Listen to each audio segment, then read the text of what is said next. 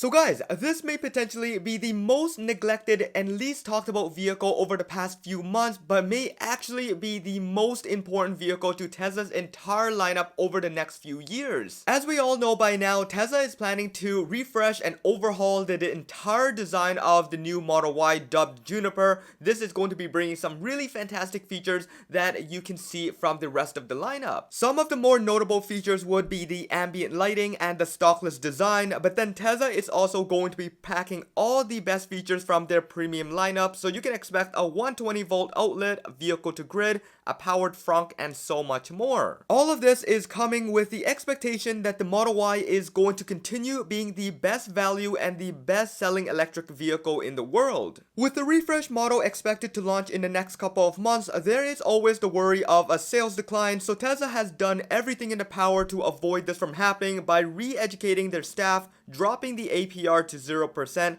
completely removing down payments, and straight out saying that there is no refresh coming this year. But honestly, all that can be thrown out of the window because unless you're living under a rock, the entire world is talking about Juniper as if it's coming out tomorrow. So if you were to jump in because of all the great discounts and incentives, it's good to keep into consideration the devaluation and depreciation your Model Y is going to take as soon as the Juniper drops. If you factor this in and it still comes out ahead, it's really good that you pick up it now, but otherwise it's better off to wait. In addition to that, Tesla is planning to launch a 7-seater Model Y in China and Europe next month, further incentivizing owners to buy the current model rather than waiting. This 7-seater will likely be housed by a larger, more expensive design, bringing much more legroom interior space than the US version. If you want to know more about this extended length version, which also applies to the Model 3, go check out my previous video. I'll drop that in the description below. So now let's move on to what I would think is the most impactful product over the next few years. This is going to change the entire Tesla lineup and it's going to be bringing a ton more affordable vehicles. Basing off the next generation unbox process that Tesla has revealed during their Investors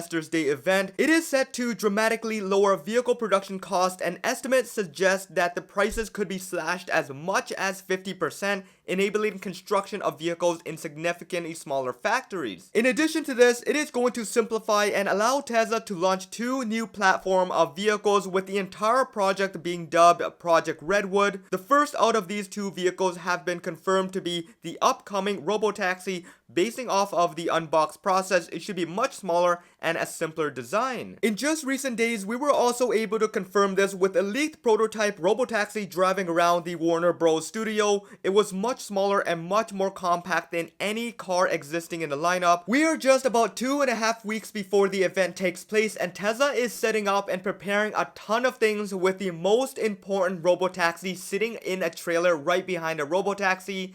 I'll have a video out all about this, so make sure you guys stick around and hit that subscribe and bell notification if you haven't already done so. Then finally, for the car that the majority of us are waiting for, this is the car that is going to set standards over the next few years. According to a report from Late Post on QQ, not only is Tesla preparing for a 7-seater Model Y, but they are also preparing to launch a new compact hatchback version built exclusively at Giga Shanghai. This compact hatchback will be based off of the Model Y, giving it a more familiar look and feel, but bringing along all the upgrades from the Model 3. As for the biggest updates and changes to this new Model Y, it would now be a hatchback instead of a liftback design, and comparable to vehicles such as the Volkswagen Golf or ID4. Not only is this going to be smaller in size, more compact, and more convenient, it is going to be priced much more affordable for the average buyer as well. As it currently sits, this version will be built exclusively for the Chinese market to stay competitive in the hatchback segment, but it could eventually make its way over to other markets after the initial release and demand dies down. Now, as for pricing, we don't know exactly what to expect, about being the cheapest comparable EV in China being sold for under 25,000 US dollars.